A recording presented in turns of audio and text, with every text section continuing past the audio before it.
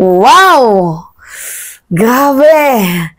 Ah, hindi ko alam kung ano yung sasabihin ko, pero okay. Sana makuha nyo yung punto natin today.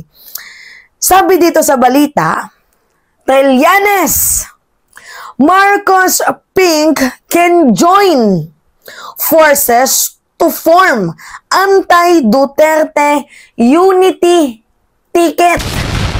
So, bali sinusulong ni Senator Trillanes ngayon yung Unipink sa madaling sabi. Kasi kinakausap niya na yung mga pink at yung mga loyalists. Magandang strategy to. Pero ang tanong, magkiklik kaya? Yun yung question natin. Magkiklik kaya? Gaano kadami? Out of 100%, magkiklik kaya? Aabot kaya ng 80 to 95% yung mag-a-agree ba dito sa joint forces ng kakamping at ng mga loyalist? Probably, wala naman talagang problema sa Marcos administration, lalo pat yung plataforma ng ating presidente is unity. Magkakaisa tayo at madali lang naman i-accept ni President Marcos kontra sa mga DDS, 'di ba? Kasi magkakapares na tayo eh. Dito sa pananaw, beliefs, views, opinion, commentaries, analysis sa issue ng West Philippine Sea, extrajudicial killings, sa Pogo, ano pa ba, sa mga tokhang-tokhang na yan, kay Kibuloy, and so on, madami pa. Pero, ang problema kasi dito, if we brought up the past, and we talk about, for example, martial law, like that, parang, nagigets niyo yung punto ko, mukhang merong hindi talaga magkiklik dyan. Pero, ang akin lang naman kasi dito, wag na sana nating i-bring up yung nakaraan. We need to focus now, the reality, yung issue today, and the upcoming future. Huwag na tayong mag-stock up doon sa past kasi past na yun eh. Wala nang relevant. Pero yung punto ko kasi dito, mukhang parang nahulog sa patibong. Itong si former Senator Trillanes, kasi you know what guys, magaling talaga sa laro. Itong mga Duterte sa politika. Maybe yung announcement ni Harry Roque na opposition, yung announcement ni Sara Duterte na tatakbo bilang senador yung tatlo, parang early strategy nila. 'Di ba kung ano yung magiging reaction ng dilawan or ng loyalist or ng taong bayan. So, kagaya nga ng sabi ko, maybe they are just testing the water. Parang ganon. Pero kasi dapat, hindi ko alam actually magaling itong si Trillanes, pero parang sa akin, parang ang early niya na nagsalita ng unitement between Pink and loyalists. Masyadong napaaga kasi ang tendency kasi nito guys, pwede tayong gawan ng propaganda ng mga Duterte. Pwede nilang pagsalpukin yung loyalista at yung mga Pink. Pwedeng ganon yung tendency. Kasi ang agang nag-speak up ni Trillanes. Nakikita ko lang in my own analysis guys, pwedeng ganon. 'Di ba kasi maybe tinitingnan nila yung taste ng tao kung magki-click or hindi. And then kung ano yung magiging reaction ng kampo, ng administration and the legitimate opposition. Kasi 'di ba napapansin naman talaga nila na iisa yung adhikain ng administration ukol sa drug war campaign, sa extrajudicial killings, sa ICC, sa West Philippine Seas, on the other national issues. Nagkakaparehas na yung views of opinion, perception, beliefs ng kakamping at ng administration.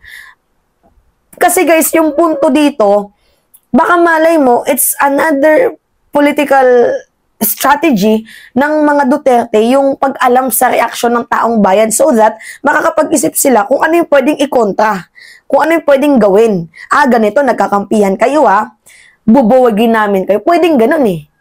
And we all know na talagang ang lalim ng past, sobrang lalim.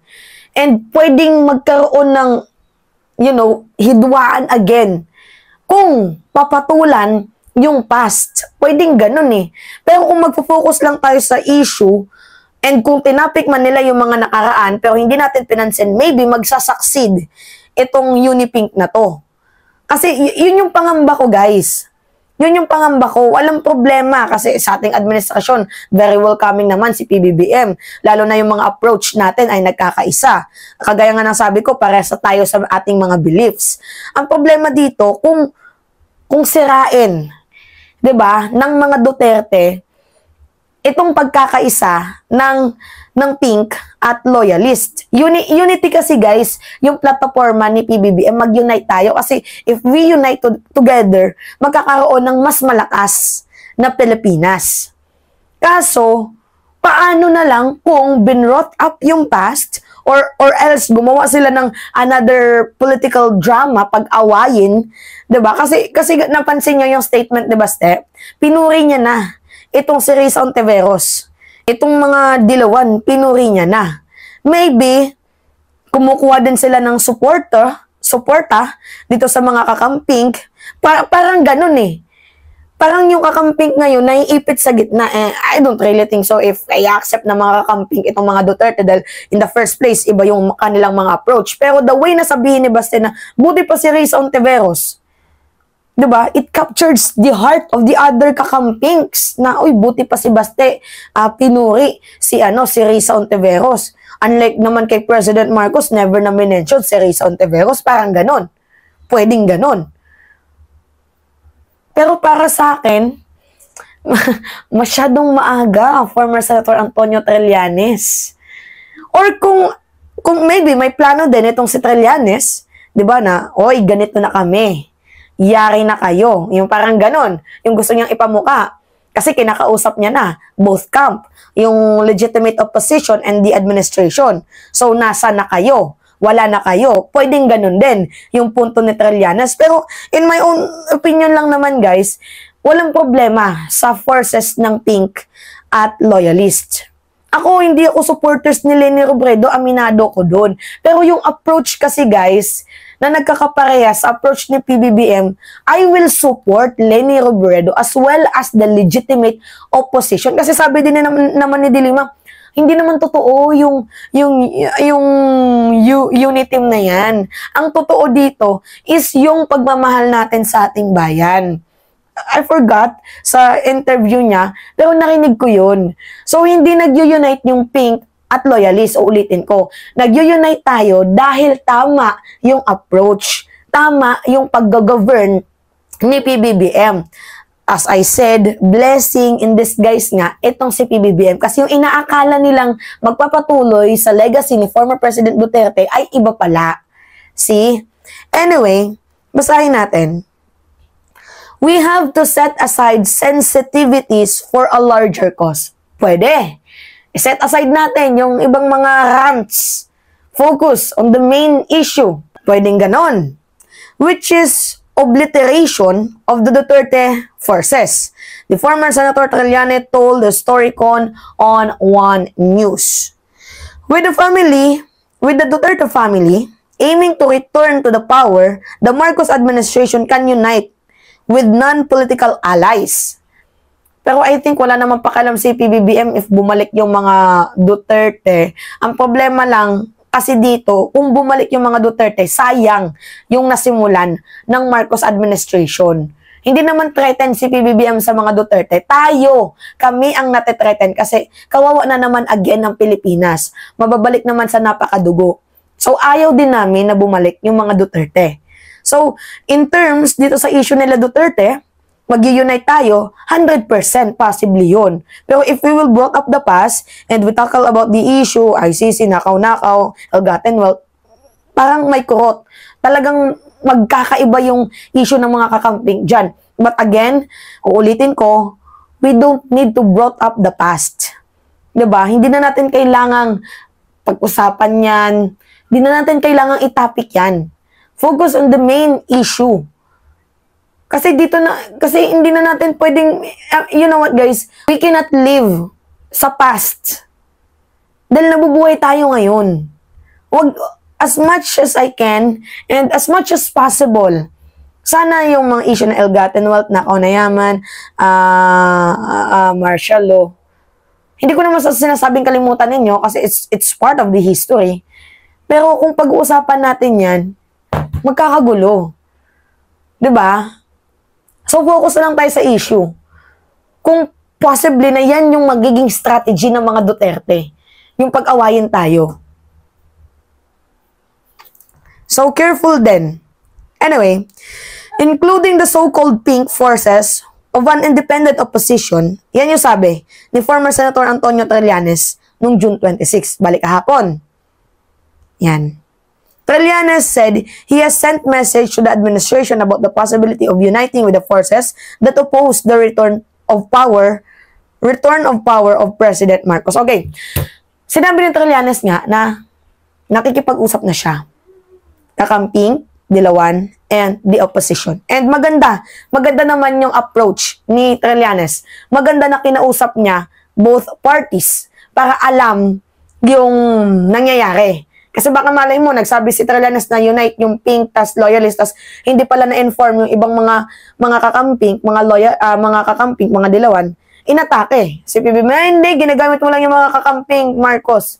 Tapos kami namang yung mga pro-admin naman, tas yung mga loyalist, ay hindi, ginagamit nyo lang yung mga loyalista, mga ganun. Para maiwasan yung issue. Diba?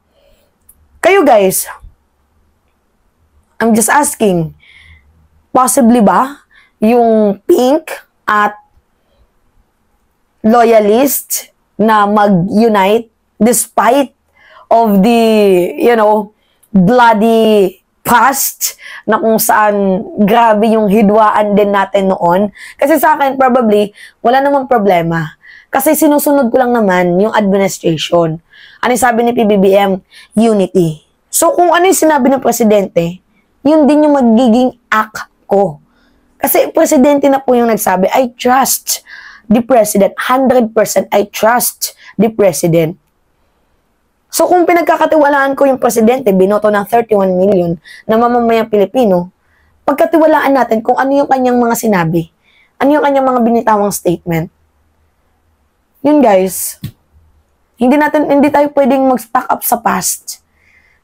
Focus on the issue.